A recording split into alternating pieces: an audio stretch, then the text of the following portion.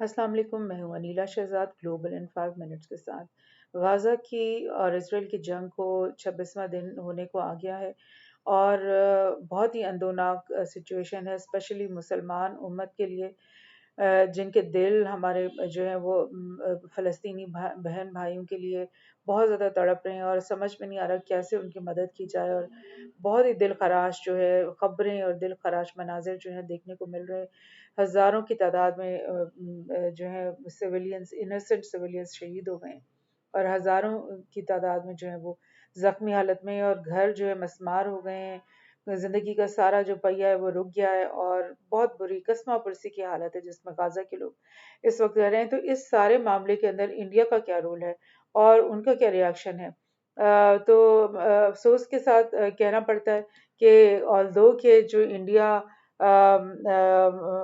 के अंदर 22 करोड़ से ज़्यादा मुसलमान हैं, जैसे जितने मुसलमान पाकिस्तान के अंदर हैं उतने ही या उससे ज़्यादा ही मुसलमान जो हैं वो इंडिया के अंदर हैं। लेकिन जो मोदी गवर्नमेंट है, जो मोदी रेजीम है, जिसके दूसरा टेन्योर ख़त्म होने को आ रहा है, इनकी जो बहुत ही एक्सट्रीमिस्ट हिंदुत्व पॉलिसीज़ हैं, हिंदुत्व बिलीव्स हैं, वो एंटी मुस्लिम है और एंटी एवरीथिंग है। मतलब हिंदू के अलावा हर चीज़ को वो काबिल नफ़रत और काबिल वो मजम्मत समझते हैं। तो इस पूरे 2 टेन्योर्स में मोदी ने कोई मौका नहीं छोड़ा जिसमें उसने मुसलमान जो अवाम है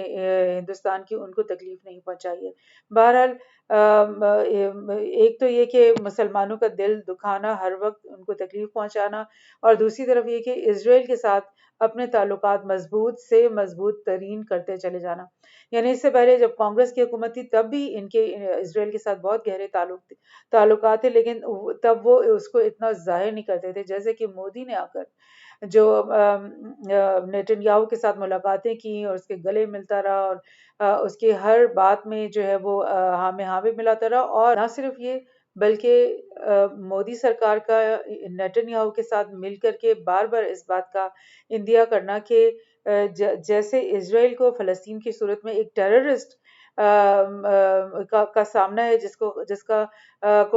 खात्मा करना बहुत ही ज़रूरी है, इसी तरह इंडिया को भी जो है वो कश्मीर की सूरत में एक बहुत टेररिस्ट किस्म के लोगों का या कौम का सामना है, जिनका जो है सदेबाप करना बहुत ज़रूरी है। सो वो दोनों एक दूसरे के गले मिलकर हमेशा यही कहते रहे कि हम दोनों के साथ बड़ा जुल्म हो रहा है और हम दोनों के साथ जो है ये कश्मीर की सूरत में और फ़लस्तीन की सूरत में ये टेररिस्ट हमारे साथ जो है वो चिपके हुए हैं और जिनको हमने ख़त्म करके इन पूरे इलाकों को अपने साथ मिला लेना है। सो ये 2 टेररिस्ट स्टेट्स हैं एक्चुअली। इसराइल भी एक टेररिस्ट स्टेट और इंडिया भी एक टेररिस्ट स्टेट, जो कि अपने ही से जुड़े हुए लोगों को हमेशा टेरराइज करते रहते हैं। बहरहाल ये उनकी जो है पुरानी दोस्ती, और अब जो है मोदी के टेन्योर में बहुत ही शदीद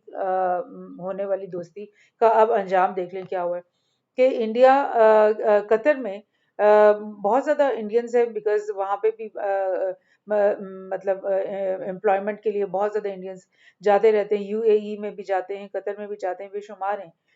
तो उनमें से ही 8 जो एक्स नेवी के लोग थे, जिनको बज़ाहिर कतर ने अपने पास बुला रखा था कि चलो हमारी नेवी की कोई असिस्टेंस, कोई मदद, कोई ट्रेनिंग में ये हेल्प कर देंगे, तो चलो ये हमारे पास आ गए, तो उनको उन्होंने एंटरटेन किया। लेकिन कुछ अर्से पहले से कतर गवर्नमेंट ने इन 8 एक्स नेवी के इंडियन नेशनल्स को कैद कर रखा था, और अब उन्होंने अचानक ऐलान किया है कि जो है उनको हमने मौत की सज़ा सुना दी है, उन 8 के 8 लोगों को, क्योंकि कतर का ख्याल है कि वो स्पाई कर रहे थे, एस्पियोनाज कर रहे थे उनके खिलाफ, कतर के खिलाफ जासूसी कर रहे थे। और इसकी मजीद तफसील देख लें कि Qatar sentences 8 Indians to death on charges of spying for Israel. यानी इसराइल की मोहब्बत में इस कदर इंडिया आगे बढ़ गया है कि वो दूसरे मुल्कों में जा करके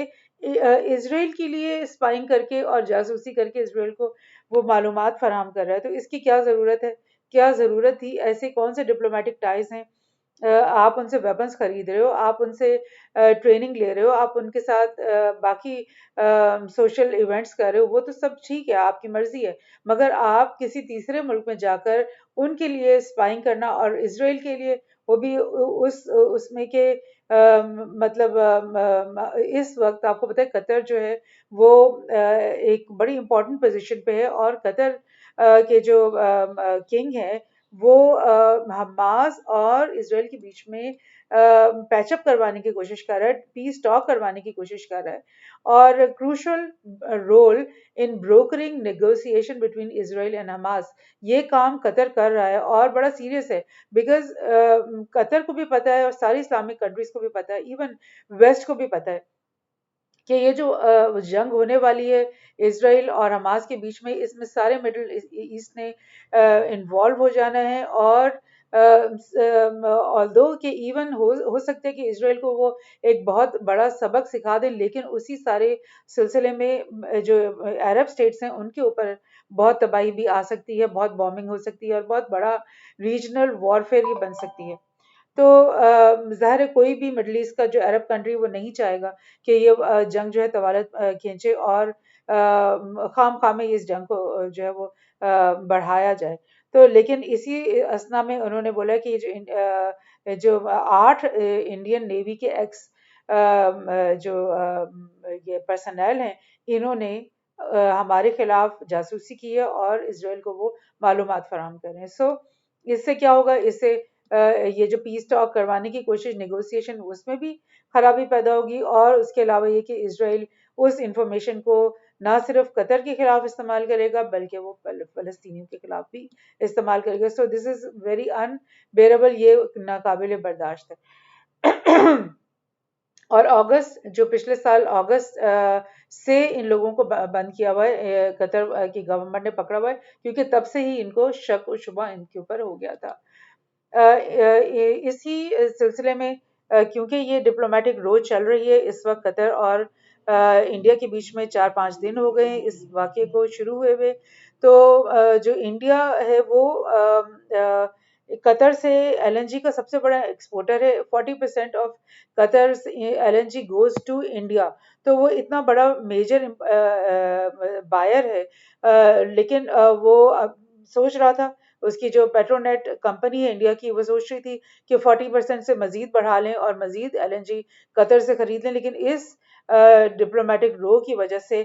پیٹرونیٹ نے کہا ہے کہ ہم بڑھائیں گے نہیں، ہم صرف اتنی ہی جتنا ہم پہلے لے رہے ہیں اس کو رینیو کرنا چاہتے ہیں۔ تو یہ ایک ٹینشن کا ماحول بنا ہوا ہے، بیکاز اس وقت مودی اور ان کا جو پوری ایڈمنسٹریشن ہے وہ اس وقت بہت سا غصے میں، جیسے کہ آپ کو اگر یاد ہو کہ کینیڈا کے سلسلے میں بھی یہی کچھ ہوا تھا ایک مہینہ ڈیڑھ پہلے، اور اس میں بھی انہوں نے بڑا غصہ دکھایا تھا، جس کی وجہ سے ان کے اپنے جو انڈین نیشنلز ہیں ان کو بہت نقصان ہوا۔ تو اب انڈیا کو سبق تو ملا ہوا ہے، لیکن وہ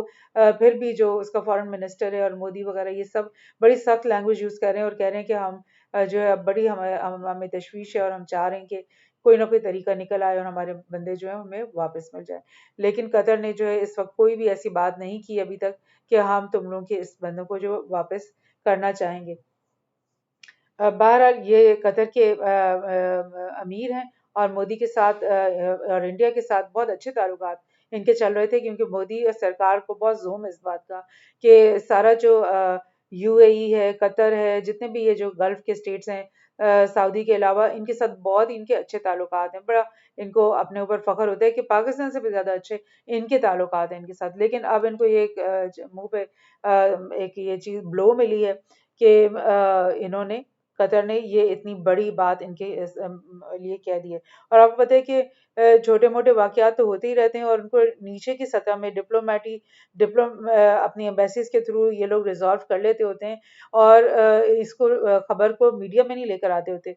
جو چیز انہوں نے ریزالو کرنی ہے اس کو میڈیا میں نہیں لاتے، لیکن قطر نے اس دفعہ اپنے پورے غصے کا اظہار کیا اور بتایا انڈیا کو کہ تم اپنی جگہ پہ رہو، اور تم زیادہ جو ہے نا اوپر زیادہ نہ بڑھو، اور اس کی وجہ یہ اور بھی ہے، India's digital fit print on اسرائیل غازہ وار، یعنی کہ اسرائیل غازہ کی وار جب سے شروع ہوئی ہے اس دن سے انڈیا کے جتنے بھی میڈیا ہاؤسز ہیں انہوں نے بے شمار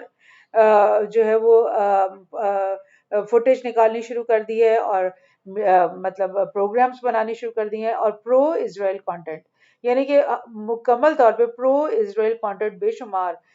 لادنا شروع کر دیا انٹرنیٹ کے اوپر، اور اس کے اندر ڈس انفارمیشن بھی شامل ہے، یعنی کہ غلط جھوٹی خبریں، بے بنیاد چیزیں بھی انہوں نے widely shared on social media by Indian nationals, more significantly by right wing Hindu nationalist. So اس بات پہ بھی قطر کو اور تمام مسلم جو ممالک ہیں ان کو بہت تکلیف ہے کہ ٹھیک ہے تمہاری ان کے ساتھ دوستی ہے، لیکن تم نے اپنا پورا میڈیا کا جو سیکٹر ہے اس کو اسی کام پہ ہی لگا دیا ہے کہ وہ پرو اسرائیل کا جو ہے وہ کانٹینٹ جو ہے وہ بناتے جائیں اور شیئر کرتے جائیں. کیا مقصد ہے تمہارا؟ تم اپنا کام کرو، تم اپنی وہ گزارو. یہ عربس کا اور اسرائیل کے بیچ کا معاملہ ہے تو تم اس کے بیچ میں نہ آؤ. مگر نہیں. Why is so much anti-Palestine disinformation coming from India؟ یہ دیکھ لیں اس طرح. Why India is leading the pro-Israel disinformation campaign؟ یہ مطلب کہ یہ مستقل اس طرح سے کر رہے ہیں. حالانکہ میں آپ کو ریمائنڈ کروا دوں کہ جو یہ کچھ ہی عرصے پہلے کینیڈا اور انڈیا کے بیچ میں بھی اسی قسم کی بات ہو گئی تھی کہ سکھوں کے خلاف انہوں نے کسی کو جا کے قتل کیا اور پھر وہ بہت کینیڈا نے اس کو برا منایا. اور اس کے بعد پچھلے ہفتے کینیڈا نے 41 ڈپلومیٹس کو انڈیا سے بلا لیا، اپنے ڈپلومیٹس کو، کیونکہ انڈیا نے ان کو بولا تھا، ان ویلکم کر لیا تھا. سو یہ سب کچھ ہوا اور اس کی وجہ سے جو ہے بہت سارے انڈین جو بچے ہیں، نوجوان ہیں جو نوکری کرنے کے لیے یا اپنی پڑھائی کے لیے وہاں جانا چاہتے ہیں، ان کے سارا سسٹم خراب ہو گیا. تو اس طرح سے یہ چل رہا ہے کہ انڈیا جو ہے وہ انٹرنیشنلی جو ہے وہ اس کے دوست جو ہیں وہ کم ہوتے جا رہے ہیں اور اس کے دشمن بڑھتے جا رہے ہیں. Thank you.